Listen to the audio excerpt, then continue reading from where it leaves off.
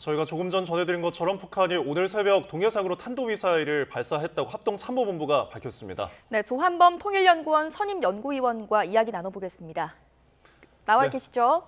예, 안녕하세요. 네, 안녕하십니까. 저희가 전해드렸지만 조금 전에 속보로 전해드렸는데 북한이 동해상으로 미상의 탄도미사일 발사체를 일단은 발사를 했다고 했는데 이 내용을 좀 전해주실까요? 예, 지금 예견은 된 것 같고요. 왜냐하면 시어도 루스벨트 미 항모 강습단이 지금 22일 날 부산항에 입항을 했거든요. 그랬더니 24일 날 김강일 국방성 부상이 대응을 하겠다, 엄중히 규탄한다. 그러면서 새로운 모든 억지력 시위 가능성을 완전히 열어두고 이런 표현을 했기 때문에 예. 얘기는 됐다 이렇게 볼 수 있어요. 네, 예고된 도발이었다 이렇게 분석을 해주셨는데 아직까지 자세한 재원은 밝혀지지 않았습니다만 보시기에는 어떤 걸 좀 발사했을 걸로 분석을 하십니까? 이제 지난번 이제 5월 30일 날 탄도미사일이 마지막이거든요. 예. 그때도 역시 김강일 부상이 5월 26일 날 담화를 냈어요. 그래서 한미 훈련 비난했고 서해 NLL 자신들이 설정한 국경선을 침범하고 있다. 그 다음에 전단 풍선 이 세 가지를 예고한 다음에 그건 이제 5월 26일 날 부상이 담화를 냈고 30일 날 김정은 위원장 참관하에 이제 초대형 방사포 18발 핵탄두 탑재가 가능한 걸 동시 발사했거든요. 예. 근데 이제 초대형 방사포는 사거리가 한 400km 이내예요. 근데 지금 북한이 항모 강단 부산을 겨냥을 해서 이제 비난을 했기 때문에 아마 핵탄두 탑재가 가능한 KN-23, 24, 25 중에 하나를 쐈을 것 같고요. 네. 근데 KN-24나 25는 사거리가 한 400km 이내예요.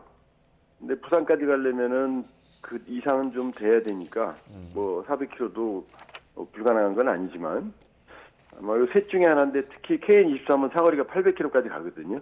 북한판 이스칸데르. 네. 요거일 개연성도 있죠. 예. 지금 뭐 일본 방위성발 내용을 보면은 발사체가 이미 뭐 낙하한 것으로 추정된다라는 내용까지 전해졌거든요.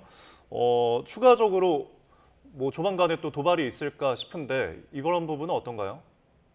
지금 말씀드렸지만 김정은 위원장이 이제 남북을 전쟁 관계로 선언을 했잖아요. 예. 여기에 맞는 이제 대응 체제가 북한이 이제 이루어지고 있는 거고, 5월 26일 날 김부상이 얘기한 세 가지, 한미훈련, 서해 국경선 문제, 그다음에 전단, 여기에 대해서 맞대응을 그대로 했어요. 그러니까 서해에서는 GPS 교란, 예. 그다음에 이제 오물풍선은 그때 6월 2일까지 네 차례, 그다음에 이제 한미연합훈련에 대해서는 초대형 방사포. 그러니까 이번에도 한미연합훈련 이제 이게 항모강습단이 첫 이제 한미일 다영역 작전을 위해서 이제 입항을 했거든요. 네. 그러니까 매번 북한은 자기들 나름대로 최근에 대응을 해오고 있거든요. 그러니까 이번에도 이 대북 단체가 이 전단을 보내니까 오물풍선을 보낸 거고 또 부산항에 입항을 하니까 이제 북한 측으로 대응을 한 거거든요. 예. 그러니까 제가 보기에는 먼저 과도한 도발을 하기는 쉽지 않은 것. 뭐 그럴 경향은 지금 현재까지는 감지가 안 되고요. 네. 다만 이제 한미의 동향이나 대북 전단이나 이런 것들이 오면 대응할 가능성 매우 높아요. 그렇군요. 또 주목해볼 만한 게 연구위원님, 지금 연이틀 대남 오물풍선을 내려보내고 있거든요. 계속해서 이렇게 오물풍선을 내려보내는 이유는 뭐라고 보십니까? 일단은 이제 전단에 대해서 극히 민감하고요, 북한이. 근데 이제 상당수 많은 단체들은 비공개로 보내요. 예. 근데 이제 비공개로 보낼 때는 북한이 대응을 안 합니다. 그런데 이제 본인들이 이 전단, 대북 전단이 오면은 대응을 하겠다고 김여정까지 나와서 얘기를 하는 상황에서 만일에 공개적으로 보내면 북한도 맞대응을 매번 할 거예요. 네. 그러니까 이번에도 이 대북 단체가 전단을 보낸 게 이제 도화선이 된 거고요. 그러나 최근 1, 2차 5월 말에 보냈던 오물풍선과 최근에 약간 성격이 좀 다른 것 같거든요. 예. 네. 전단과 유사한 그런 것들을 좀 보내고 있기 때문에 이 전단에 대해서 북한식으로 지금 맞대응을 하는 상황이죠. 예.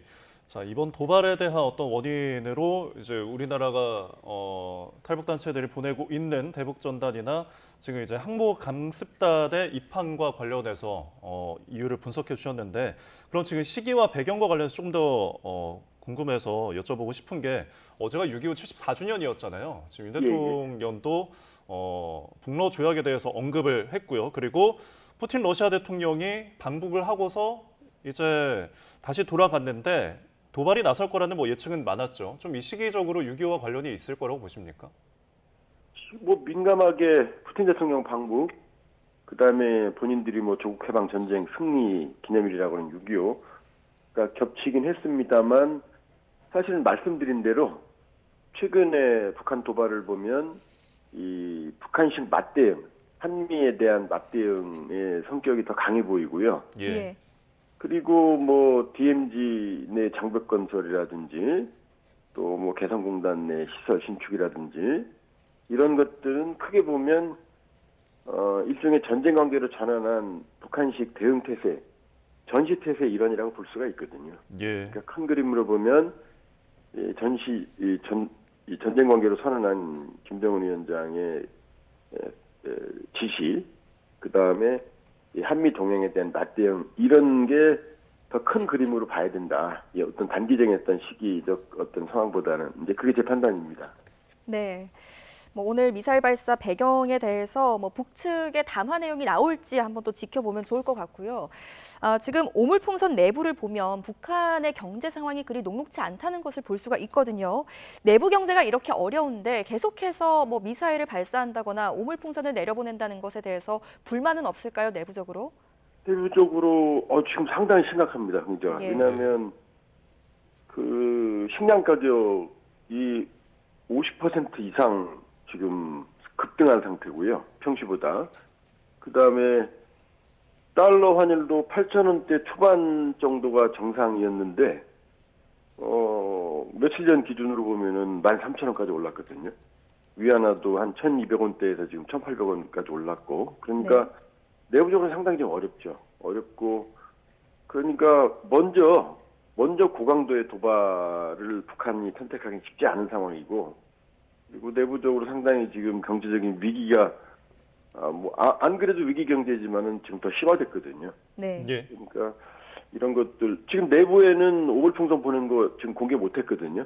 그동안 뭐 계속 보낸 걸 한 번도 공개를 못했어요. 예. 그러니까 내부적으로는 아마 오물풍선 보내는 거 이런 게 알려지면 오히려 중 동요가 더 커질 것 같고, 북한도 지금 이런 도발이 지금 크게 뭐 이렇게 쉬운 상황은 아니라고 볼 수 있어요. 예. 내부 위기 때문에 오물풍선 살포에 대한 이야기도 공유가 되지 않았고, 또 고강도 도발을 하기 쉽지 않다라고 말씀을 해주셨는데, 그럼 앞으로 북한의 행보가 또 궁금해지는데, 추가 도발은 어떤 것으로 좀 예상을 해볼 수가 있을까요? 계속 할 겁니다. 왜냐하면 이제 5월 26일 김광일 부상이 이제 한미 훈련 비난했고, 예. 그다음에 새 NLL 문제 제기했고, 전단 얘기했거든요. 여기 북한식 방식대로 이제 대응했거든요. GPS 교란소에, 그다음에 전단에는 오물 풍선으로, 그다음에 이제 핵탄두 탑재가 가능한 이 초대형 방사포로 이제 위력 시위, 이런 복합적인 도발을 계속 할 거다. 그러나 북한도 지금 뭐 명시적인 도발을 하기에는 부담이 큰 상황이기 때문에 네. GPS 교란이나 이 오물풍선은 회색지대 도발이거든요. 예. 한국군의 대응이 어렵고 주체와 원점 확인이 어려운 이런 도발이라는 특성이 있기 때문에 이 핵 지렛대 전략, 핵 위력 시위와 함께 다양한 형태의 어떤 회색지대 도발에 나설 가능성이 매우 높죠. 네, 다양한 형태의 도발 가능성이 있을 것이다 이렇게 전망을 하셨는데 혹시나 핵실험 가능성은 없겠습니까? 지금은 뭐 핵실험을 북한이 굳이 나설 이유가 별로 없어요. 네. 이미 뭐 기본 단계는 6차례 핵실험을 했기 때문에 기본 데이터는 돼 있고, 핵실험은 뭐 하면 할수록 좋거든요. 예. 그러나 지금 핵실험을 하게 되면은 미국과의 대선 이후에 협상 가능성도 더 어려워지고 또 핵실험을 하게 되면은 뭐 중국, 러시아 이번에 뭐 준 군사 동맹이라고 평가받는 포괄적 전략 동반자관계 협정을 맺었지만 중국, 러시아도 곤란해지거든요. 중국과의 관계도 지금 냉랭하거든요. 네. 그 상황에서 북한이 무리하게 있는 핵물질을 사용해서 핵실험할 이유가 없다. 그러니까 해도 아마 마지막 카드로 활용을 하지 당장은 북한으로서 핵실험이 급한 건 아닙니다. 네, 핵실험은 마지막 카드로 좀 점쳐진다라고 해주셨는데 그러면은 저 이거 하나만 더 여쭤볼게요. 그 정찰위성 관련해서 김정은 위원장이 계속해서 올해도 발사를 예고했잖아요. 작년 같은 경우에는 이제 여름쯤에 또 8월쯤에 발사를 했다 실패를 했는데 다음 달이면 이제 7월이고 8월도 머지 않았거든요. 그럼 정찰위성 발사도 조만간 이루어지지 않을까요? 올해 3차례 발사한다고 그랬거든요. 예, 그런데 늦게 발사했죠. 그리고 실패했죠. 5월에 쐈으니까. 근데 이제 그때 엔진 체계가 북한 원래 썼던 저겐질산 계열이 아니고 케로신하고 액체산소 계열로 완전히 바뀌었거든요. 예. 근데 이 기술이 러시아 기술이거든요. 북한 기술이 아니고. 그러니까 아마 러시아의 기술적 지원이 있었을 거예요. 그러니까 러시아의 기술적 지원이 없다면 이 새로 바뀐 문제를 해결하기 어려울 겁니다. 그러니까 지금 언제 쏜다는 얘기도 없거든요. 그리고 예. 세 번 쏘기에는 이미 시기가 지났죠. 그러니까 푸틴 대통령이 도와준다고 그랬으니까 도움을 줄 텐데 그러나 이 문제를 쉽게 단기간 해결하기는 어려울 거다. 예. 그러니까 발사는 하겠지만 바로 임박한 것 같지는 않네요. 알겠습니다. 네, 최근 이틀 연속 대남 오물풍선 살포가 있자마자 또 오늘 미사일을 발사했습니다. 이와 관련해서 우리 측의 대응 어느 정도 수준으로 이루어질 것인지 궁금하고요. 또 앞으로 북한과의 관계 설정은 어떻게 해야 할지도 좀 전망을 해주시죠. 지금 합참은 적정하게 대응을 하고 있다고 보여집니다. 네. 언제든 심리전 방송, 이 심리전을 재개할 준비는 돼 있고요. 그러나 상황을 또 관리하려는 의도도 좀 읽혀지거든요. 네. 그렇기 때문에 북한도 지금 전단을 보면은 먼저 보내는 건 아니고요. 남쪽 단체들이 움직일 때 대응을 하고 있고 또 도발도 한미의 동향에 대해서 명분으로 이제 삼아서 도발하고 있거든요. 네. 그러니까 지금 원칙적 대응, 강력한 대응 태세를 유지하되 긴장을 좀 관리해야 됩니다. 제일 무서운 게 이제 우려해야 되는 게 우발적 충돌이거든요. 예. 양측이 원하지 않는. 그러니까 지금 제일 시급한 게 남북 간 채널 구축입니다.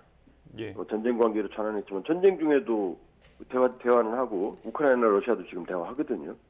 그러니까 남북 간 채널을 구축하고 예. 긴장 관리, 강력한 대응과 함께 긴장 관리, 그다음에 어느 경우든 유엔사와 인민군 판문점 대표부든 아니면 합참과 북한 인민군관든 이 채널을 시급히 구축해서 상황을 관리하는 게 중요하다고 보여집니다. 예.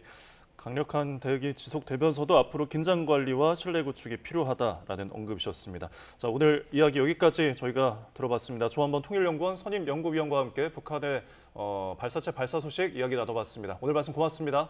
예, 고맙습니다.